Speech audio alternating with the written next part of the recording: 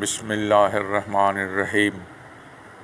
আল্লাহ সুবহানাহু ওয়া তাআলার মানব জাতির প্রতি প্রথম ওসিয়ত, তোমরা আল্লাহর প্রদত্ত বাণী মোতাবেক চলবে।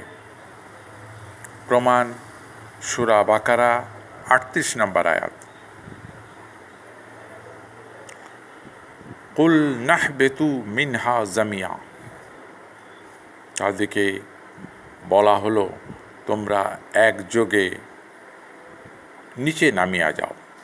ফাইম্মা ইতি ইন্নাকুম মিন্নি হুদা, অতঃপর আমার পক্ষ থেকে যে হেদায়েত যাবে।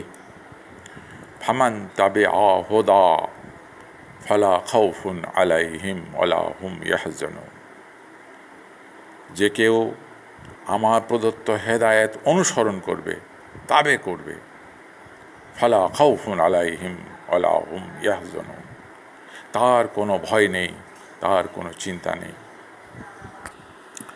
আদম আলাইহিস সালামকে দুনিয়াতে পাঠানো হচ্ছে, সঙ্গী রয়েছে এবং পরবর্তীকালে সন্তান সন্ততিও হবে।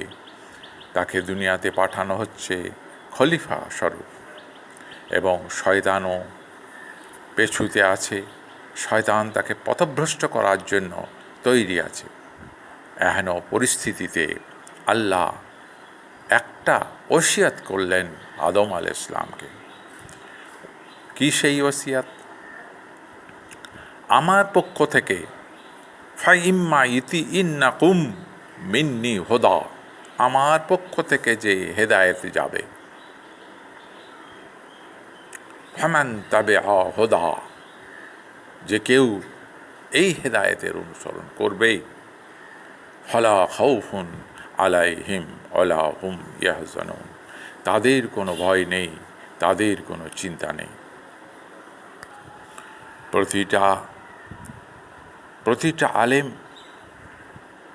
এই আয়াত থেকে এটা বুঝতে পারবেন যে ফাইম্মা ইয়তি ইন্নাকুম মিন্নি হুদা, আমার পক্ষ থেকে যে হেদায়েত যাবে। ফাইম্মা ইয়তি ইন্নাকুম মিন্নি হুদা, আমার পক্ষ থেকে যে হেদায়েত যাবে। আর এইটা মানেই তো অবতীর্ণ কিতাব, এইটা মানেই তো অবতীর্ণ মেসেজ। এই মেসেজ, অবতীর্ণ কিতাব, অবতীর্ণ বাণী, এর সমস্ত প্রথম থেকেই আল্লাহ এই কথাটাই বলে আসছেন, অবতীর্ণ কিতাবকে তোমরা অনুসরণ করো, আমার অবতীর্ণ বাণীকে অনুসরণ করবে, এবং তাহলে তার রেজাল্ট কী হবে? ফামান তাবিআ হুদা, যে কেউ এর অনুসরণ করবে, আমার বাণীর অনুসরণ করবে, আমার অবতীর্ণ বাণীর অনুসরণ করবে। ফালা খাউফুন আলাইহিম ওয়ালা হুম ইয়াহজানুন, তাদের কোনো ভয় নেই, তাদের কোনো চিন্তা নেই। লক্ষ্য করুন কিভাবে আল্লাহ তাআলা প্রথম মানুষ, প্রথম নবী যুগ থেকে আরম্ভ করে কিভাবে মানুষকে তার কিতাবের দিকে আকর্ষণ করছেন।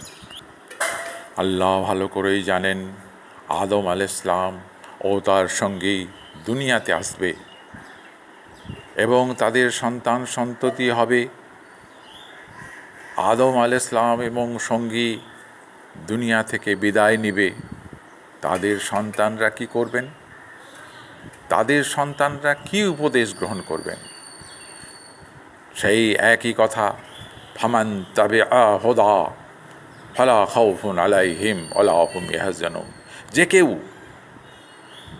এই আমার পক্ষ থেকে বাণীর, আমার পক্ষ যে ইনস্ট্রাকশন যাবে, সেই ইনস্ট্রাকশন অনুযায়ী তাবে করবে, আমার হেদায়েতের তাবেদারি করবে। ফালা খাউফুন আলাইহিম ওয়ালা হুম ইয়াহজানুন, তাদের কোনো ভয় নেই, তাদের কোনো চিন্তা নেই।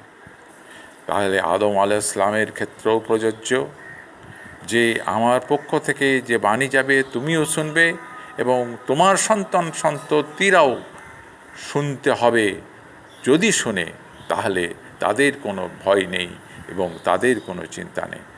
তাহলে সামগ্রিকভাবে আল্লাহর কিতাবের দিকে কিভাবে মানুষকে আল্লাহ আকর্ষণ করছেন, সেই প্রথম থেকে, সেই আদম আলাইহিস সালামের সময় থেকে, পৃথিবীর প্রথম মানুষ আসার সময় থেকেই আল্লাহ তার কিতাবের দিকেই কেবল মানুষকে আকর্ষণ করছেন। এটা আমরা এখান থেকেও পেলাম।